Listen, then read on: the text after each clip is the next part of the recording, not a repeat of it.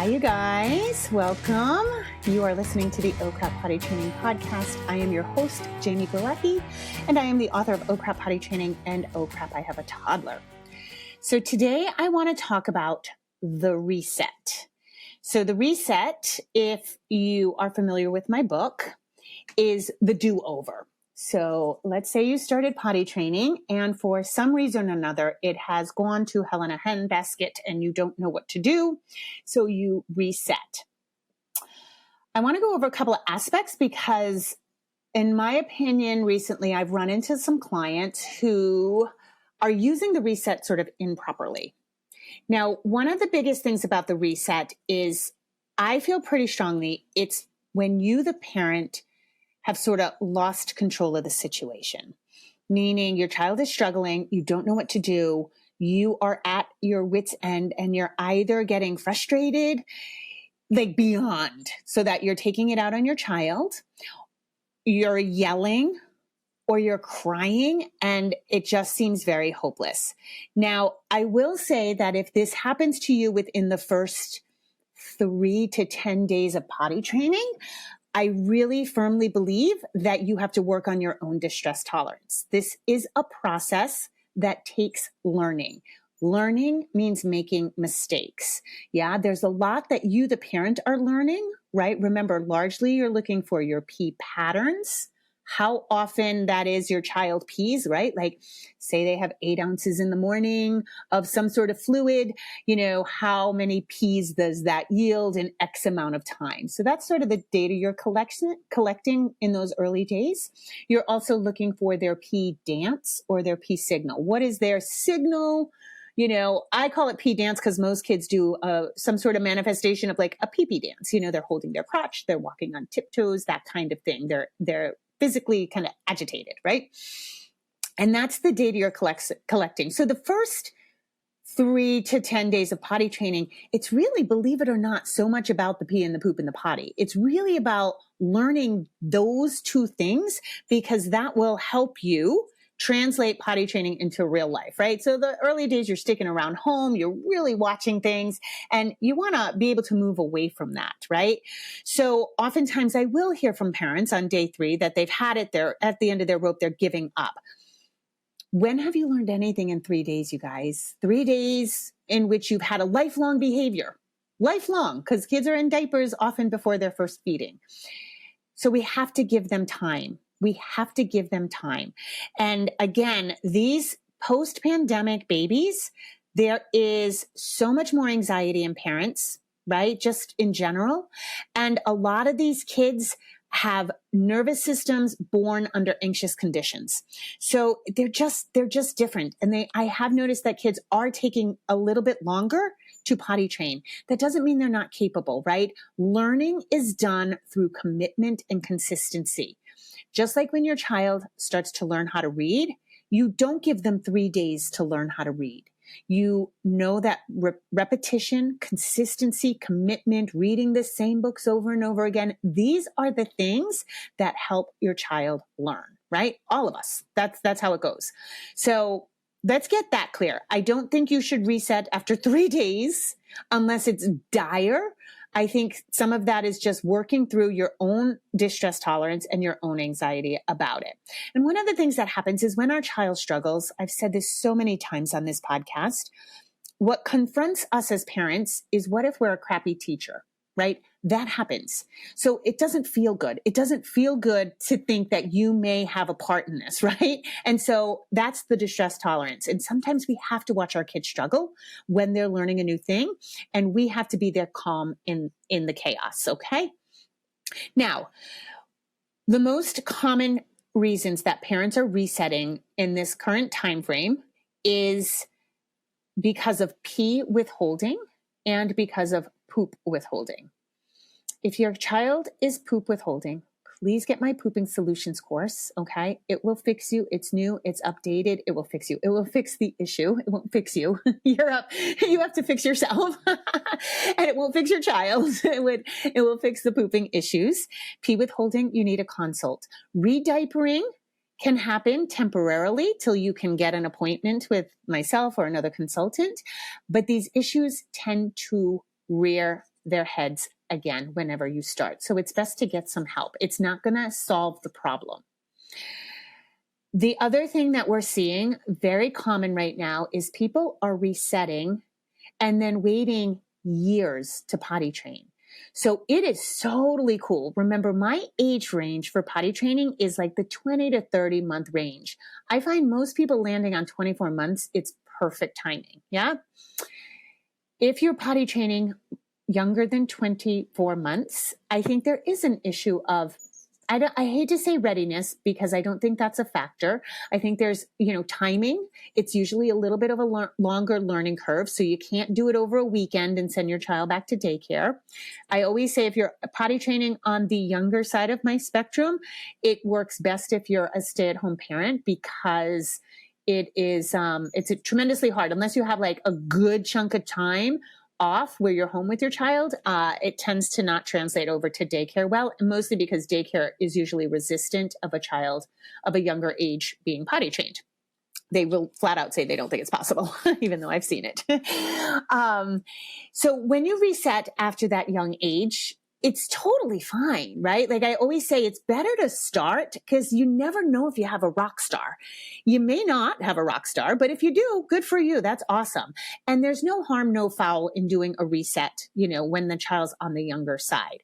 But what you want to do is you want to pick it up again within a reasonable time frame. Like, if your child's 22 months, you might do it at 24 months or, 26 months. You don't want to wait till they're 3.5 because you're fearful or because you forget about it.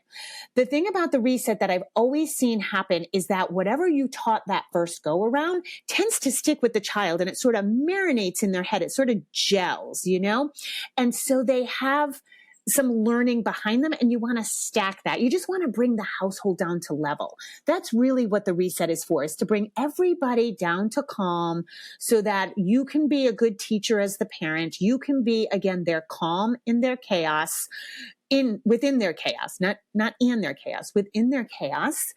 And it's just to give everybody a break and to bring the child down to baseline because they've probably started to escalate, right?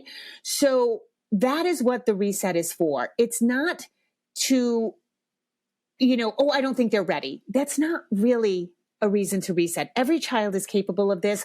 I've seen 16-month-olds potty train. It's not like readiness. It's often about scheduling. It's often about, do you have the time to devote to this, so that they can go back to daycare or preschool. But if you wait years, number one, you have a completely different kid. I know that it seems like at 2, you know everything there is to know about your kid. And I'm here to tell you, your 2-year-old may look nothing like your 3.5-year-old. And I just coming from experience of my own son being 18 now, he is so different. I thought I had his personality nailed when he was 4. He is just a different child. So the differences between 2, 3, 3.5, and even 4, I don't think 4-year-olds should be potty training. I think potty training should happen well before 4. Even in most cases with neurodiverse kids with disabilities, anything like that, because the longer the child wears a diaper, the longer that habit is entrenched. And so I really firmly believe that. Now, again, you're going to have a different kid. And you're going to be so far from your start date, right? That original time you tried to potty train, that they're going to have long forgotten about it. Again, we want to utilize that sort of marinating. The learning's gone in. Now they're just taking a rest, It's like summer break. Like that doesn't, people talk about the summer slide, but kids just don't forget everything they learned in a short amount of time. So you want to do the reset when that happens. Now, that being said, if you are resetting, and you know that you have a withholder, number one, I would definitely, if you can swing it, try to get a consultation because sometimes some hand holding can really help you work through your potential anxiety of like, oh my God, how's this going to go? It went so terribly the first time around. I don't know what to do. So that's an option. But I also want you to, you really want to be on that train of, oh, I'm sorry. Speaking of trains, I just completely blew my train of thought. When you're resetting and you have a withholder, you have a different kid, but what you you want to consider giving up night and nap diapers, because withholders will often withhold until they get their night or nap diaper. So if you have waited whatever time frame it is and you want to re-diaper, I would strongly urge you to look at night and nap training at the same time, because withholders start the withholding just for the night and nap diaper. A lot of parents brush that off because, like, who cares, right? Or parents contact me and they get very upset because they're like, well, they're potty trained, but they're pooping in their night and nap diaper. And I'm like, well, you're giving them the thing to poop in. Like, their whole life, that has been the thing to poop in. So they're utilizing it in the way they are expected to use it, right? So just because your kid's potty trained during the day and pooping in their nap, it doesn't mean that they translate it like, oh, okay, I have no diaper on. I'm going to act like there's no diaper on. Like, that's not how little brains work, right? So we definitely want to do night and nap training at the same time, because you don't want them withholding, and we don't want them to get into that pattern of withholding. And so I get parents, like I said, in two camps. Number one, how do I stop this? Well, very first thing is you've got to take away the diaper to see if you even still have a withholder. Because sometimes once we take that diaper off, the child's like, oh, okay, I guess I'll go in the potty, right? Or you can't expect them to have a diaper on and not use it for what it's meant for, right? And that's also why I'm against potty training and pull-ups, because I'm like, we're giving them the thing to poop that they've pooped in all the time. And now we're saying don't poop in it. And that's tremendously hard. So I wouldn't do that. And then again, I can't reiterate this enough. A reset is just to bring a little bit of calm back, get everybody back to their baseline, and not to wait years, not to wait till you have a different kid, not to wait till things are, busy or pressed up against a timeline. So many parents wait. It's, I'm recording this right at the end of July. It's like, so many parents are going to wait till the last 2 weeks before preschool to, fully potty train their kid. And that just doesn't necessarily, it doesn't build in enough time for them to learn. We really, really, really want to give them time to learn and solidify this, because, like any learning, just because you learned it for a week, that doesn't mean it's ingrained in stone. It's practice. You've got to keep going at this. So I really, historically, I've almost taken August off, because the panicked parents I get a week before preschool, like, oh, I forgot about potty training and they need to be fully potty trained. And that panic is going to kill the process.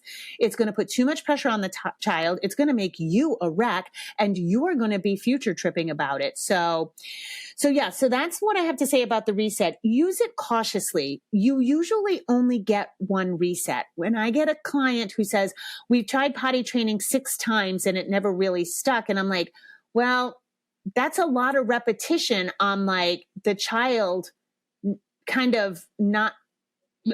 giving up, right? And what we unconsciously tell somebody when we're giving up is that, I don't think you can do this. Now, that being said, I don't think that's the same case when you need to reset once. I think it's okay to say we all need a break, but you can't keep doing that. Remember, for a lot of kids, the diaper's a security blanket. They want it. They want to be in it. So if your child's struggling and you put a diaper on it, that's not a consequence. They're like, okay, thank you. So if you do that over and over and over again, they know that they just have to show a struggle and they can get the thing they want, which is, the diaper. It feels good. That's what they're used to. And so it's just sad, because I don't want you to get screwed for potty training. I mean, for preschool. I know a lot of parents have to pay for that ahead of time. I know some people have spots saved for them. And I don't want your kid to get kicked out of preschool because they weren't potty trained in time or properly, or you didn't give enough time for that to happen. Or you reset and you thought, okay, I'm going to reset till, I think so many parents reset because they're like, they're not ready. I'm going to wait till they're ready, which our societal norm now happens to be so much older than typical potty training age. And that's 3.5, and they have to go to preschool or camp. And then the parents get screwed, because it's not going to go well if you put pressure on the process. All right, that's all I have for today. I hope that was helpful. As always, I appreciate you listening. And if you like this podcast, please share it with other parents who might need some potty training help. Like and subscribe and review, and that would be awesome. Thanks, guys. As always, rock on and have a beautiful day.